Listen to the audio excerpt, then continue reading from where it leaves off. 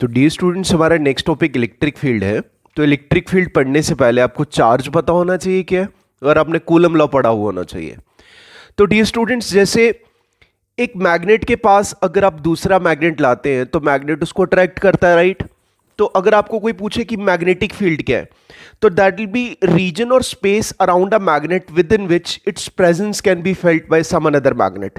एक मैग्नेट के आसपास का वो स्पेस होता है, उसके अंदर अगर मैं कोई दूसरा मैग्नेट ले आऊं तो उस मैग्नेट को पहले वाले मैग्नेट की प्रेजेंस का एहसास हो जाएगा।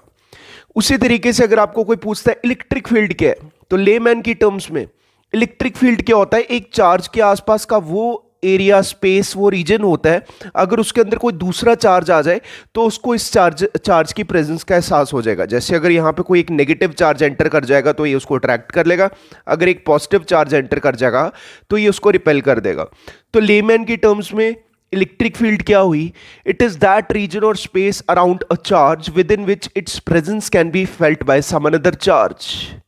डियर स्टूडेंट्स, आगे बढ़ने से पहले आपको एक दो चीज़ें याद रखनी है। जैसे कि सबसे पहले electric field is a vector quantity, उसको ई वेक्टर से रिप्रेजेंट करते हैं। और दूसरा, जैसे कि मैंने आपको बताया था कि इलेक्ट्रिक फील्ड होती है, इट इज दैट रीजन और space within which its presence can be felt by some another charge. अब ये जो सम अनदर चार्ज है ना, जो उसके आसपास के स्पेस में गया है उसकी प्रेजेंस को फील करने के लिए कि ये बड़ी जोर से रिपेल कर रहा है या बड़ी जोर से अट्रैक्ट करना है, तो ये जो चार्ज है जो जो दूसरे चार्ज के पास गया है कि ये फील करने के लिए कि जोर से अट्रैक्ट या रिपेल कर रहा है, उसको हम टेस्ट चार्ज बोलते हैं।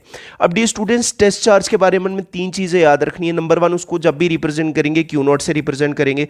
दूसरा, इस टेस्ट चार्ज का मैग्नीट्यूड हमेशा हमने स्मॉल रखना है। स्मॉल इसलिए रखना है क्योंकि ये हमेशा दूसरे चार्ज के स्पेस में जाएगा ये चेक करने के लिए कि उसकी इलेक्ट्रिक फील्ड स्ट्रांग है कि वीक है, यानी कि वो बड़ी जोर से अट्रैक्ट कर रहा है या बड़ी जोर से रिपेल कर रहा है। ये नहीं है इसका मैंने मैग्नीट्यूड स्मॉल नहीं रखा, ये वहां गया और ये उसकी प्रेजेंस को फील नहीं करके आ गया, अपनी प्रेजेंस का एहसास उसको करवा के आ गया। अब ऐसा नहीं होना चाहिए, इसके लिए हमने इसका मैग्नीट्यूड हमेशा स्मॉल रखना है। और नेक्स्ट, हमने इसका नॉमेनक्लेचर बनाया हुआ है कि this charge will always be positive. अब डियर स्टूडेंट्स, मैंने आपको बताया था कि क्या होती है electric field. It is that region और space around a charge within which its presence can be felt by some another charge. वो जो सम अनदर चार्ज है जो जाके फील लेता है कि कितनी जोर से अट्रैक्ट या रिपेल कर रहा है, हम उसको टेस्ट चार्ज बोलते हैं। अब ये देखने के लिए कि ये जो पॉजिटिव चार्ज है इसकी इलेक्ट्रिक फील्ड किस तरीके से आपको दिखाई देगी, मैंने इसी टेस्ट चार्ज को भेजा यहाँ पे, ये चेक करने के लिए कितनी जोर से अट्रैक्ट या रिपेल कर रहा है। अब ऑब्वियसली टेस्ट चार्ज भी पॉजिटिव है, ये भी पॉजिटिव है, तो इस पॉजिटिव चार्ज ने टेस्ट चार्ज को यहाँ की तरफ रिपेल किया। जब यहाँ टेस्ट चार्ज को रखा तो इसने यहाँ की तरफ रिपेल किया, यहाँ टेस्ट चार्ज को रखा तो यहाँ की तरफ रिपेल किया, यहाँ रखा तो यहाँ। तो उसी तरीके से आपने देखा कि ये इलेक्ट्रिक फील्ड को रिप्रेजेंट करने के लिए एक नई क्वांटिटी यहाँ पे कॉइन हो गई है जिसको इलेक्ट्रिक फील्ड लाइंस बोलते हैं। तो डियर स्टूडेंट्स, कोई पूछे ना इलेक्ट्रिक फील्ड लाइंस क्या होता है, तो उसको सिंपली बता देना कि इलेक्ट्रिक फील्ड को रिप्रेजेंट हम इलेक्ट्रिक फील्ड लाइन से ही करते हैं। उसी तरीके से अगर एक नेगेटिव पॉइंट चार्ज कहीं पे पड़ा हुआ है तो इसकी इलेक्ट्रिक फील्ड को कौन रिप्रेजेंट करेगा, इसकी इलेक्ट्रिक फील्ड लाइंस रिप्रेजेंट करेंगी। और याद रखना, इलेक्ट्रिक फील्ड लाइंस, किसी भी चार्ज की इलेक्ट्रिक फील्ड लाइंस कैसे बनती है, आप उसके पास एक टेस्ट चार्ज को रख दो ये चेक करने के लिए कि वो कितनी जोर से अट्रैक्ट या रिपेल कर रहा है। अगर यहाँ टेस्ट चार्ज रखेंगे, क्योंकि वो पॉजिटिव होता है, टेस्ट चार्ज पॉजिटिव होता है, वो इसकी तरफ जाएगा, यहाँ रखेंगे तो यहाँ जाएगा, यहाँ रखेंगे तो यहाँ जाएगा।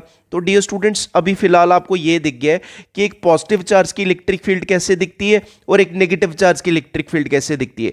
और इलेक्ट्रिक फील्ड को रिप्रेजेंट कौन करता है, इलेक्ट्रिक फील्ड लाइन रिप्रेजेंट करती है। डियर स्टूडेंट्स, ये तो बात होगी इलेक्ट्रिक फील्ड की डायरेक्शन को रिप्रेजेंट करने की, कि भाई कि कहीं पे भी अगर पॉइंट चार्ज पड़ा हुआ है तो उसकी इलेक्ट्रिक फील्ड को रिप्रेजेंट करना है तो वो इलेक्ट्रिक फील्ड लाइंस ही उसकी डायरेक्शन को रिप्रेजेंट कर लेंगी। जैसे यहाँ पे एक नेगेटिव पॉइंट चार्ज पड़ा हुआ है तो इसकी इलेक्ट्रिक फील्ड को इसकी इलेक्ट्रिक फील्ड की डायरेक्शन जो है वो इसकी इलेक्ट्रिक फील्ड लाइंस आपको रिप्रेजेंट कर रहे हैं। अब बात करते हैं कि इलेक्ट्रिक फील्ड का फॉर्मूला क्या है, उसका मैग्नीट्यूड क्या है। डायरेक्शन की बात होगी, मैग्नीट्यूड कैसे निकालना है। तो डियर स्टूडेंट्स, बड़ा इजी सा कॉन्सेप्ट है। मान लो यहाँ पे क्यू चार्ज, एक पॉइंट चार्ज क्यू पड़ा है, आपको इसकी वजह से कुछ और डिस्टेंस पे यहाँ पे इलेक्ट्रिक फील्ड पता करनी है कि इलेक्ट्रिक फील्ड कितनी है।